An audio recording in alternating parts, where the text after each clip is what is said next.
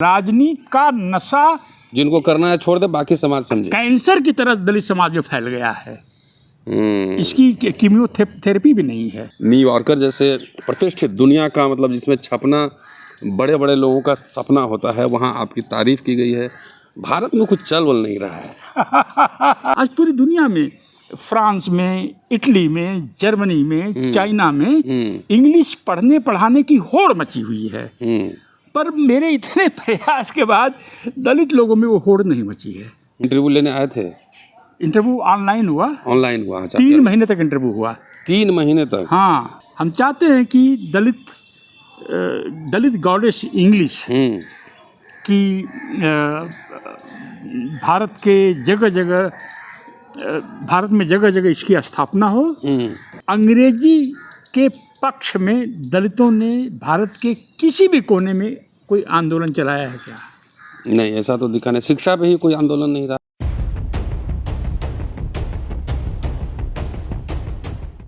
आज हमारे साथ दलित चिंतक, राइटर, एक्टिविस्ट, जर्नलिस्ट चंद्रभान प्रसाद खुद हैं।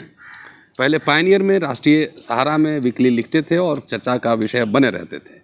बहुत दिनों से अखबार में नहीं लिख रहे हैं फ़िलहाल, और ज़्यादा शोध पर दलित कैपिटलिज्म के ऊपर काम कर रहे हैं। और एक न्यूज़ से आज की चर्चा मैं शुरू कर रहा हूँ। चंद्रभान प्रसाद के काम की तारीफ दुनिया की सबसे प्रतिष्ठित पत्रिका न्यूयॉर्कर, द न्यूयॉर्कर में छपी है। The New Yorker annals of inquiry, और इनकी तारीफ हुई है काम की, और टाइटल है how much does our language shape our thinking, कि हमारे जो चिंतन की प्रक्रिया है, चिंतन है, उसको भाषा कैसे आकार रूप देता है, प्रभावित करती है, कैसे प्रभावित करती है। और इसमें इंग्लिश गॉडेस की चर्चा है। आपने भाषा पे लिखा था, जो 2010 में आपने इंग्लिश गॉडेस बनाया था।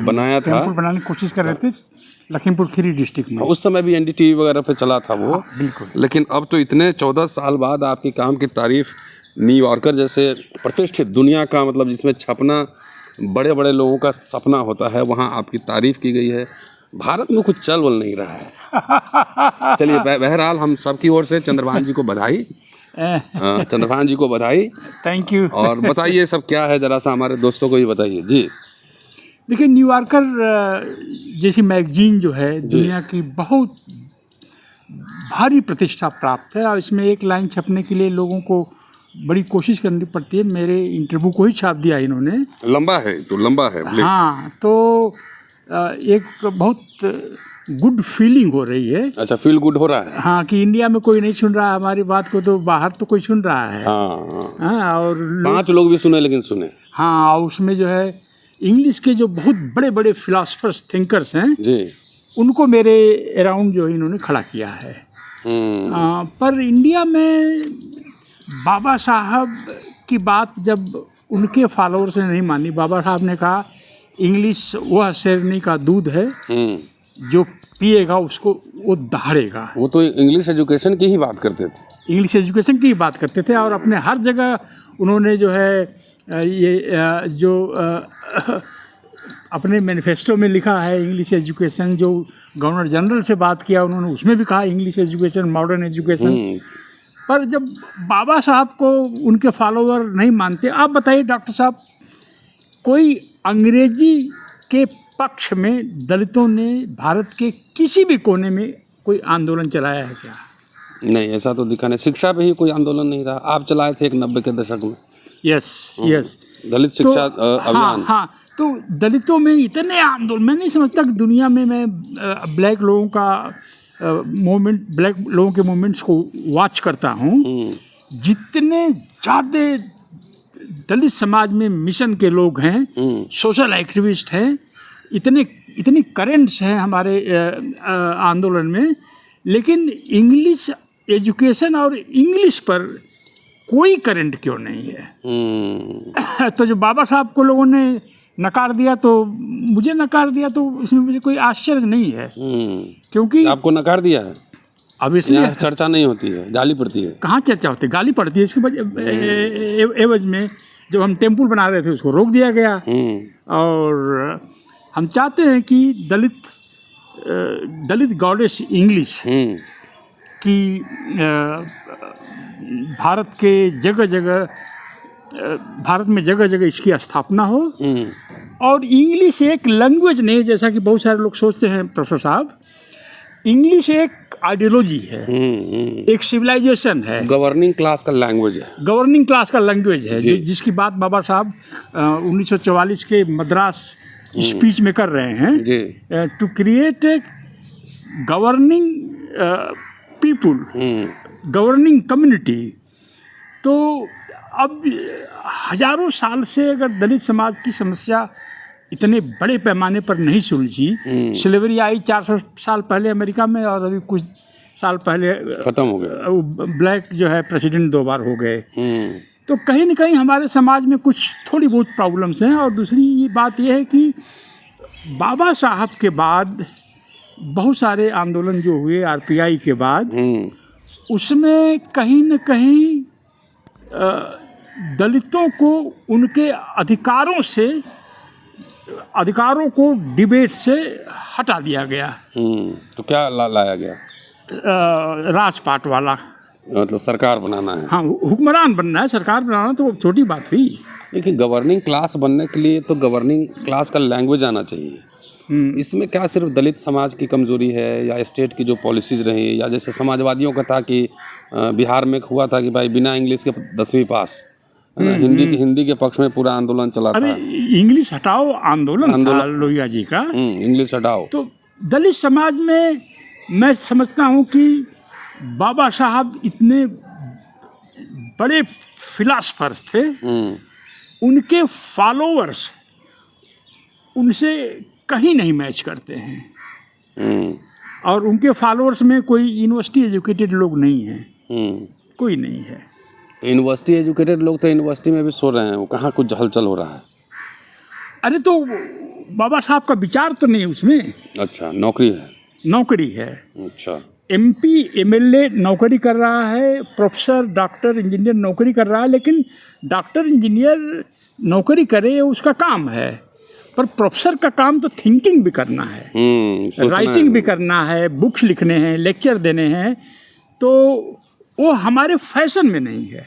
अच्छा, मैं एक बार बताया था आपको, 14 अप्रैल में गर्मी हो जाती है, तो ऐसे में सूट बूट टाई पहन के घूम रहा था, तो पीछे से कोई बोला देखो जोकर जा रहा है।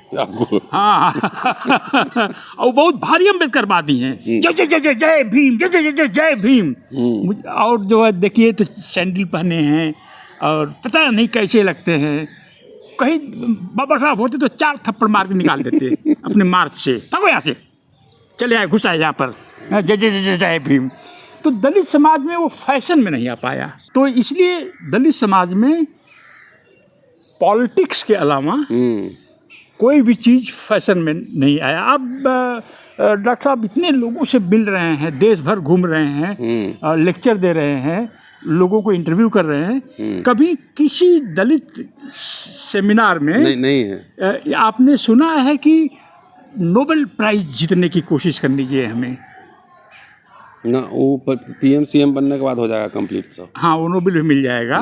और कभी आपने देखा है कि दलित समाज में कोई चर्चा स्कॉलरशिप को लेकर? हाँ, नहीं वो तो छोड़, प्रोफेशनलिज्म को लेकर, हाँ वो तो छोड़िए ही डॉक्टर साहब, हमें कोई एक ओलंपिक जीतने वाला बनना चाहिए, ओलंपिक का पदक जीतना चाहिए। यू लोग तो करते हैं, बहस करते हैं आपस में। ये बताइए कि इस अखबार में न्यूयॉर्कर्स में जो लंबा आर्टिकल है आपके काम पे, क्या क्या लिखा है, जरा ये दोस्तों को बताइए उसमें। देखिए, जहाँ तक मेरी समझ है, मैंने तो कभी ड्रीम भी नहीं रखा था कि न्यूयॉर्कर में मेरा इंटरव्यू छप जाएगा। अच्छा, इंटरव्यू लेने आए थे? इंटरव्यू ऑनलाइन हुआ। ऑनलाइन हुआ? अच्छा, 3 महीने तक इंटरव्यू हुआ। 3 महीने तक? हाँ। तो बताइए क्या क्या इंटरव्यू में पूछा गया आपसे? तो उनका ये कहना है कि एक तो वो दुनिया भर के जो इंग्लिश के दार्शनिक हैं, थिंकर्स हैं जी, उनको ये बता रहे हैं कि भारत में एक दलित इंटेलेक्चुअल इंग्लिश को प्रमोट कर रहा है, गॉडेस का दर्जा दे दिया है, और वह टेम्पल बना रहा था, टेम्पल नहीं बन पाया, लेकिन मैसेज चला गया है। तो न्यूयॉर्कर में जो चीज़ें छपती हैं उसमें कहीं न कहीं एक गुण होना चाहिए कि यह ग्लोबल इम्पोर्टेंस की कोई चीज़ है, विश्व स्तरीय लैंडमार्क है, कुछ कुछ माइलस्टोन है इस तरह से। तो उन्होंने हमसे ये कहा कि आप अपने को नास्तिक भी कहते हैं, एथिस्ट, और ये गॉडेस क्यों, ये टेम्पल क्यों, ये पूछते रहे हमको 3 महीने से। तो हमने कहा कि अगर हम गांव-गांव जाते रहते और ये कहते रहते कि इंग्लिश पढ़िए, इंग्लिश पढ़िए, हम कहीं नहीं कहते इंग्लिश पढ़ो, हम कहते हैं कि दलित माताएं बहनें इंग्लिश देवी की पूजा करें, बच्चों को इंस्पायर करें, वो अपने आप होगा। वो उनको इस बात से बड़ा आश्चर्य जो हमने कहा, हम ये नहीं कहते कि अंग्रेजी पढ़ो, हमने तो बस ये कहा है कि इंग्लिश के बगैर जो है किताब जो है बिना पढ़ने की किताब है। आपकी डिग्री जो है वैसी नदी है जिसमें पानी नहीं है, आपकी डिग्री ऐसी बंदूक है जिसमें गोली ही नहीं है, आदि आदि हम कहते रहे। पर हमने कहा कि अगर हम सफल हो जाते हैं कि चूँकि दलित समाज में देवियाँ नहीं हैं, न के बराबर हैं, लोकल लेवल पर कुछ देवियाँ हैं, लोकल डेटीज, तो अगर यह दलित महिलाएं इसको पूजने लगेंगी, अपने घरों में इसके पोस्टर्स लगाने लगेंगे, हम 10,000 पोस्टर बांटे होंगे पूरे देश भर में, तो फिर यह कहने की ज़रूरत नहीं है कि अपने बच्चों को इंग्लिश पढ़ाओ। हाँ, उसमें हमने ये भी कहा कि जब कोई दूल्हा अपनी बारात शुरू करेगा अपने घर से, तो सबसे पहले अंग्रेजी देवी के टेम्पल में जाएगा, और जब शादियां जहां हो रही होंगी तो पहले से तय होगा कि दूल्हा और दुल्हन ये प्रॉमिस करेंगे एक दूसरे को कि जब तक हम इंग्लिश अपने बच्चों को इंग्लिश पढ़ाने लायक जब तक नहीं हो जाते हम बच्चे, तब तक पैदा नहीं करेंगे। और फिर जब दुल्हन आएगी दूल्हे के घर, तो पहले वह दलित गॉडेस टेम्पल में जाएगी, फिर वहाँ से पूजा अर्चना करके अपने घर आएगी। तो जो चीज़ इस तरह का रूप ले लेती है तो बगैर कहे हजारों लाखों गांव में फैल जाती है, और चूंकि टेम्पल नहीं बन पाया फिर भी पूरे देश में इसकी चर्चा हुई है। तो हम चाहते हैं कि बाबा साहब का जो एक सपना था कि हमारा एक नॉलेज कम्युनिटी पैदा हो, नॉलेज कम्युनिटी, जो स्टेट क्राफ्ट समझती हो, जो गवर्निंग कम्युनिटी बन सके, देश की सत्ता संभाल सके, सिस्टम संभाल सके, ब्यूरोक्रेसी संभाल सके, जुडिशरी संभाल सके, इकोनॉमी संभाल सके, ऐसा एक हम तबका पैदा करना चाहते हैं, दलितों को इस तबके में कन्वर्ट करना चाहते हैं। तो जो जिन्होंने लिखा है वो इंग्लिश के प्रोफेसर हैं। अच्छा। और वो हार्वर्ड यूनिवर्सिटी से PhD किया उन्होंने। अच्छा, कहाँ प्रोफेसर हैं? अभी तो कैलिफोर्निया यूनिवर्सिटी में प्रोफेसर हैं। ओके। तो कैलिफोर्निया वर्ल्ड की मानी जानी यूनिवर्सिटी है। तो अब पूरी दुनिया में इसका ये मैसेज चला गया है कि इंडिया है, इंडिया में एक कम्युनिटी है जिसको लोग दलित बोलते हैं, एक्स अनटचेबल्स या अनटचेबल्स, और वहाँ पर इंग्लिश पढ़ने की लालसा पैदा की जा रही है। फिर उसकी तुलना बाकी देशों से की गई है। आज पूरी दुनिया में, फ्रांस में, इटली में, जर्मनी में, चाइना में इंग्लिश पढ़ने पढ़ाने की होड़ मची हुई है। पर मेरे इतने प्रयास के बाद दलित लोगों में वो होड़ नहीं मची है। इसका मतलब है आप जो काम कर रहे हैं इंग्लिश को लेकर, बाबा साहब जिस लेवल पे सोच रहे थे उसको आप पॉपुलर लेवल पे लेके जाना चाहते हैं, डोर टू डोर ले जाना चाहते हैं, ताकि हर दलित माता के, पहले माताओं में ये बात जानी चाहिए, बच्चा पैदा हो तो उसकी जगह एक इंग्लिश का फोटो रख दीजिए दलित देवी का, ताकि आने वाले 10-20 साल में, 25 साल में, 2050 तक दलित एक सबसे ज़्यादा पढ़े लिखे कम्युनिटी के रूप में, इंग्लिश स्पीकिंग कम्युनिटी के रूप में समाज में उभरे। आपको याद होगा सर, आप तो यंग हैं, हमारे समय मैथमेटिक्स का कौन टीचर है? श्रीवास्तव जी। इंग्लिश टीचर कौन है? श्रीवास्तव जी हैं। और फिजिक्स कौन पढ़ा रहा है? श्रीवास्तव जी हैं। तो आज अमेरिका में देखिए कितने श्रीवास्तव जी बड़ी यूनिवर्सिटीज़ में हैं, फैले हुए हैं। तो दलित भी ऐसा बने, ऐसा मेरा सपना है। अब मेरा ड्रेस देखिए, राजनीति का नशा जो है थोड़ा सा कम करके और प्रोफेशनल गवर्निंग, थोड़ा सा क्या राजनीति का नशा जिनको करना है छोड़ दे, बाकी समाज समझे। कैंसर की तरह दलित समाज में फैल गया है। इसकी कीमियोथेरेपी भी नहीं है। आप तो लॉर्ड मैकॉले के अभी बर्थडे मनाते हैं। बिल्कुल लॉर्ड मैकॉले। अभी हमने आइंस्टाइन का बर्थडे मनाना शुरू किया जब आप आगरा चले गए थे। जी जी जी जी। हाँ, कि आइंस्टाइन का E=mc²। इस फार्मूले पर दलितों का कब्जा होना चाहिए। इस पर कोई ज़्यादा पैसा नहीं खर्च करना है, इसके लिए वोट नहीं चाहिए, इसके लिए डंडे लाठी नहीं चाहिए। ये तो हर पेरेंट्स ये मान ले कि जो भी लिमिटेड हमारे पास संसाधन हैं, बच्चे को मैथ्स और इंग्लिश हम पूरी तरह से पढ़ाएंगे। तो मेरा वो प्रयास मेरा फेल हो गया। नहीं फेल का, हमारे बहुत सारे यंगस्टर्स सुन रहे हैं, बहुत सारे नौजवान छात्र सुनते हैं, जरा उनके लिए कुछ मैसेज दीजिए।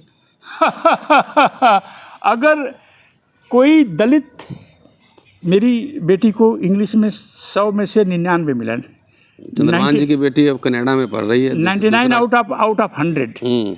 और मेरी भतीजी भतीजे की बेटी यहाँ आई थी आपके यहाँ, उसको इंग्लिश में 100 आउट ऑफ 100 मिला है। क्या बात है।